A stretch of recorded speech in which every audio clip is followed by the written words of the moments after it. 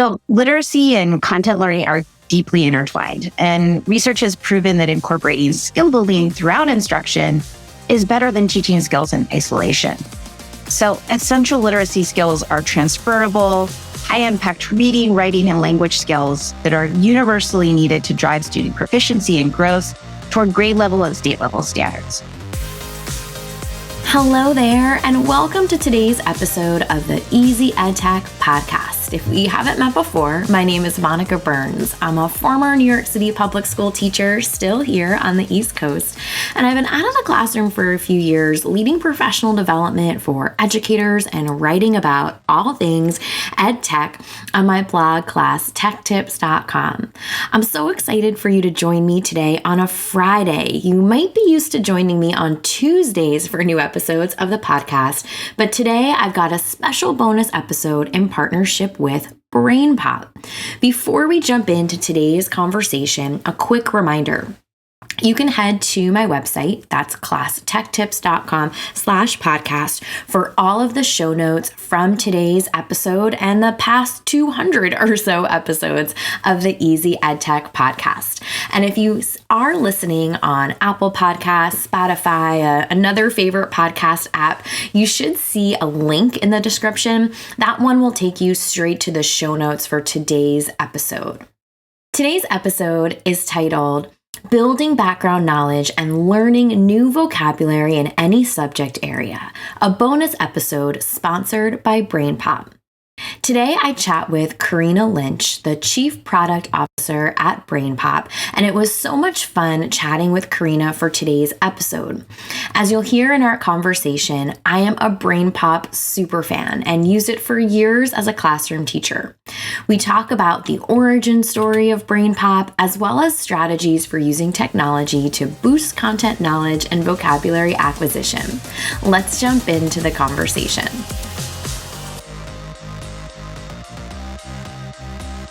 Welcome to the podcast. I am so excited to chat with you today about cross-curricular knowledge building, vocabulary acquisition, and all things BrainPOP. But before we jump in, Karina, can you share a bit about your role in education? What does your day-to-day look like? I'm Karina Linch. I'm a former teacher, now Chief Product Officer at BrainPOP, and my day-to-day can vary quite a bit. My favorite days are when I get to go into the classroom and observe a BrainPOP lesson in action.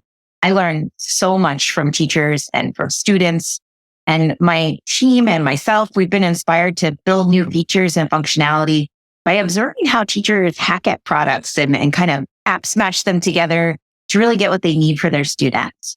Next week, I get to go and observe one of our lab school partners, and they're going to be testing out BrainPOP Science's new engineering projects.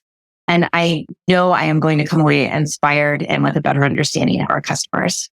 Yeah, and one of the reasons I'm so excited to chat with you today is because of this perspective, right, of your role. And today we're talking about the importance of helping students build background knowledge, grow their vocabulary. And before we dive into this topic, I have been a super fan of BrainPOP for a decade now. I think I might have shared with you when we first connected that I have probably a dozen or so pictures of me and Moby from different conference hall floors. But can you share with us, how has BrainPOP evolved since the brand launched, nearly 25 years ago?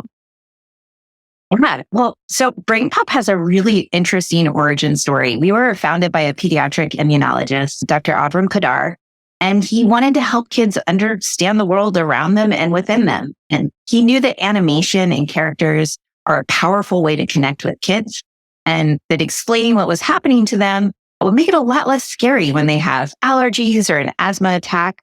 Knowledge demystifies, and there's real power with understanding what's happening to you. So he brought BrainPOP online, and BrainPOP quickly found a role with helping teachers explain concepts to kids. And we focused on building out standards coverage and really engaging with kids across the curriculum over the years. And most teachers out, have originally come to BrainPOP because they really love our movies. So we became popular for our movies' ability to build background knowledge.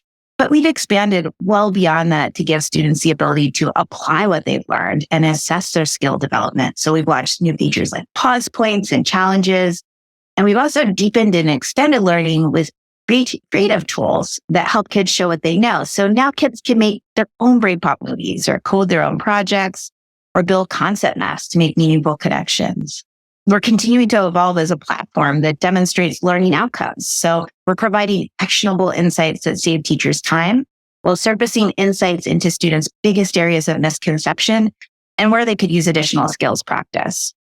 And we're also diving deeper into solutions that help teachers with hard to teach new standards. So our newest offering, BrainPOP Science, is a phenomena-based product, and it enables students to apply science and engineering practices while engaging with cross-cutting concepts.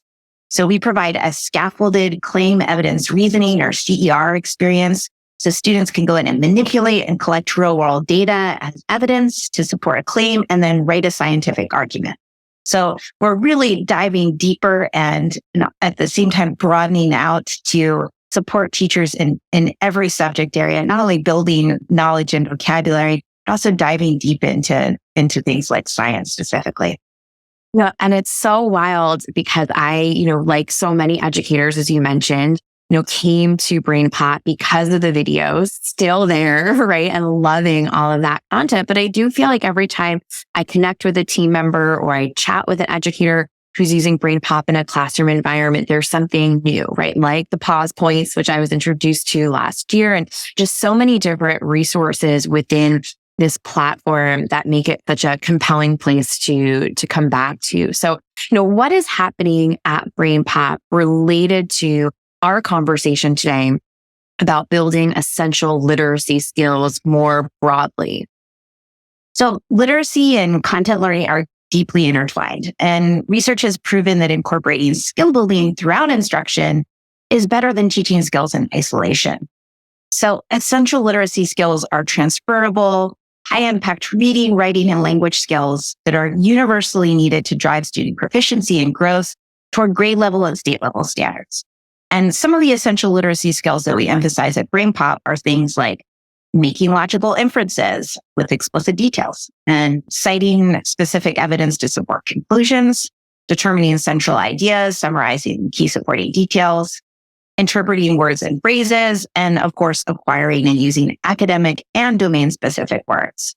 And we've been building these skills with BrainPOP for, since the beginning, but we're also now providing the ability to measure them within the product and empowering teachers and administrators with new reports and insights into this skill development. And I think that's a really important layer for educators who are looking to infuse literacy skills across different content areas, want to bring in the pieces that might feel like they belong. I'm doing air quotes for us here, right on our video recording, but right, feel like they belong in just one part of the day. So I love that idea of infusing this work into different subject areas than we might think, related to literacy skill development. So I do want to circle back though, to the importance of helping students build background knowledge, right? This has come up already as we were chatting and grow their vocabulary. Why are both of these so critical for literacy development? So the more kids know about a subject, the easier it will be for them to read and understand a text about that topic. And studies have shown that, students who have more general knowledge, who score better on tests of general knowledge, understand more of what they read. So it's like, it is being knowledge rich and really understanding a topic that is going to enable them to read text and comprehend more of that text as well. And then a student's ability to make sense of grade level text also depends on adequate vocabulary. So if a student encounters texts with too many unfamiliar or challenging words, they have difficulty with comprehension. And then that limits their ability to develop the skills and strategies they need to grow as readers. So it's really got to be a combination of background knowledge and vocabulary, helping students make sense of text. Yeah. And, as I think about my own classroom experience, using technology, using BrainPOP videos to introduce concepts to students or to revisit something that maybe I thought I didn't explain quite right, or they needed to see with some visuals or something a little bit different. Can you talk about this role of technology, right? Whether it's video content, right? Other content we might access just a little more easily. with digital tools, this role of technology in building background knowledge and vocabulary learning, how has it evolved, right, over the years? Yeah. So when I was a teacher, this always felt like almost like a chicken or the egg problem. So students need background knowledge to make sense of the text they're going to engage with. But sometimes the only way that we provide in schools for them to acquire background knowledge is through tech. And that's really where I think technology can come in and help level the playing field. So, when I taught fifth grade, my students had a wide range of prior knowledge and life experiences. But I knew if we watched a BrainPOP movie, it would give everyone the same context to build upon, the same background knowledge and vocabulary that we could then go into a lesson. So, for example, if we watched a BrainPOP movie on the history of railroads and we engaged with vocabulary related to America's evolving transportation system, then I knew my students would have a better shot at tackling what was our DBQ that year in fifth grade. I got the next question. It required them to wade through really complex primary sources and read about the railroad's impact on the Erie Canal. I knew that they had to be primed and have some background knowledge before they were really going to be able to grapple with those complex texts. So I think BrainPOP for me was like a great equalizer and like getting everybody some background knowledge, vocabulary, so we could go and engage deeper. And then we're building not only, the ability to build background knowledge and vocabulary through the movies, but for them to also go in and apply what they've learned and deepen that learning through things like our concept mapping tools. So they can pull in ideas that they're forming from that railroads movie and begin to connect them to other advances in transportation within our concept mapping tool, right? They're beginning to build ideas. And I think that there's just such a huge opportunity for technology to go far beyond multiple choice quizzes and really engage students with meaningful performance tasks, authentic writing experiences. And we're also very interested in how technology can help save teachers time in grading those experiences, right? It takes a lot more time to grade a concept map or a piece of writing, CER, than it does to get an auto-graded score from a quiz. So we're investing in things like clickable rubrics, as well as assistant grading for open-ended texts. We want to make sure we're supporting teachers and students at the same time. Yeah. And I'm so glad that you highlighted just that ease and efficiency too of the platform and gathering data and acting on that information. And it was so funny as you were talking, I was thinking back to, I taught fifth grade in New York State for several years. And, the Erie Canal came up a lot more in my conversations, 10 years ago than it does right now. And I was thinking to myself, have I seen that railroad video? Like, I bet we watched that one, right? In some of those conversations too. So it's just so, wild to think about this evolution, right, of technology, not just from consuming content like videos, which is so important, right, for building background knowledge, but also the concept mapping that you mentioned too, right? We're not, just passively, right, engaging with content. We are actively, right, creating something that's going to help us retain that information and talk about what we just saw together. So I'm so glad you highlighted all those pieces that I love about the platform. And, now I feel like I'm going to do like an Erie Canal deep dive after we finish up today. And it's one of those things too that we think about maybe in social studies, maybe in science, maybe in a math class, but, how does strong background knowledge and vocabulary, this vocabulary base that we want students to build impact other areas of learning and academic performance? Can you talk a little bit more about these cross-curricular connections? Yeah. There's this expression that every teacher is a literacy teacher because literacy skills they really need to be incorporated across the curriculum. It's, literacy is a communication skill and students need to be able to communicate their thinking in math, science, social studies, every subject in the classroom and then in the real world, right? They need to be able to communicate these things beyond school and throughout their lives. And so I think we're really building for not only academic success with literacy skills, but life success. And there's an interesting recent study by the Rand Corporation that showed BrainPOP is the second most leveraged EdTech solution amongst social studies teachers. Mm-hmm. And then the Rand analysis also highlighted the connection between increased instructional time in social studies and improved literacy, because social studies can help develop students' background knowledge, which is critical for reading comprehension. So I do really believe that every teacher is responsible for literacy skills, and students have to be able to explain their thinking, explain their reasoning in every subject now. Yeah, as a classroom teacher, I often would try and, bring that picture book into the to kick off the social studies lesson, right? And, make connections to different literacy skills and have that video content, right, that we would share just to get students thinking and really seeing different vocabulary words in action. And, I'd love to hear from your experience when we started off our conversation today. You were talking about your time in classroom, some of the lab sites, different things. Can you share some success stories where tech-rich experiences have helped in building this knowledge base for students? Sure. So like I shared, one of my favorite experiences is going into the classroom and observing teachers. And I've had the privilege of observing some really incredible teachers who are absolute masters of their craft, as well as brand new teachers who are sometimes a bit isolated and alone in the classroom for the first time. So I'm always thinking about how can we take what these master teachers are already doing and build those best practices directly into the product. So for example, our new pause points feature was built to do just that. Master teachers actively engage students when they're using a BrainPOP review for instruction. So they're constantly pausing and having students make a prediction or activate prior knowledge. They're having them check for comprehension or make a connection.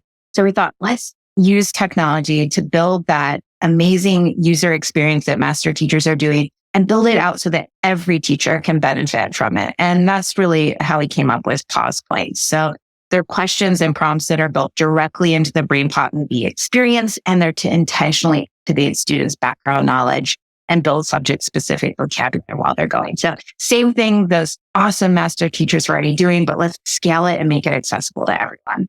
And I love pause points. I've had the chance to play around with that and see that in action. And I do think it's such a great example of how you can bring, that type of work, right? That type of just emphasis, right, on the importance of giving everyone a moment into the work that you're doing across different content areas. So for someone who's listening today, and they want to integrate technology into their existing literacy program to enhance knowledge building and their vocabulary learning, right? How can teachers do this? How can they integrate technology into something they're already doing with these goals in mind?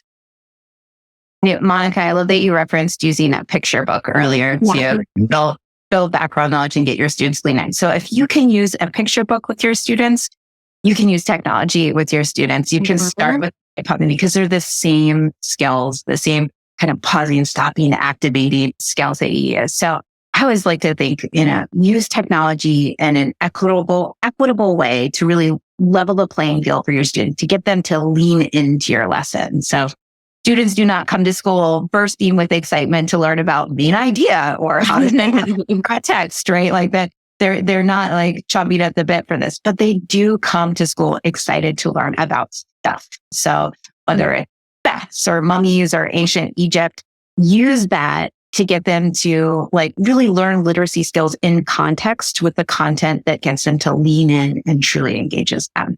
Yeah, such a great reminder, right? It might be railroads that gets them in to the conversation, right? And they're building their vocabulary and of course their literacy skills right alongside that. So Karina, where can people connect with you? Where can they learn more about your work, more about BrainPOP and all the things that are happening there? Yeah, you're welcome to connect with me on LinkedIn, on social media channels. My handle is Miss Linch. You can follow BrainPOP's blog, BrainPOP's social media channels. We have a ton of events that we participate in. I love going to these and meeting with teachers. So we can drop the link to that in the channel as well. Perfect. And for anyone listening right now, they can click on all the links in the show notes. They can follow along. I thank you so much for your time today, for sharing everything that's new, as well as these content knowledge building and vocabulary acquisition connections. Thank you so much, Monica. This was awesome. It was lots of fun chatting with Karina about all things BrainPOP and literacy. So let's make this EdTech easy with a few key points from today's episode. Incorporate literacy skills into every content area. Use engaging video content to boost background knowledge. Look for new ways to introduce domain-specific vocabulary to students. Remember, you can find the show notes and the full list of resources from today's episode at classtechtips.com/podcast, including all the ways to connect with the team at BrainPOP, our sponsor for today's episode. If you're listening to this podcast on Apple Podcasts or Spotify, or maybe another favorite app, don't forget to hit the follow button. When you follow along with the podcast, each new episode will download for you automatically so you don't miss a thing. Check back on Tuesday for another new episode of the Easy EdTech podcast.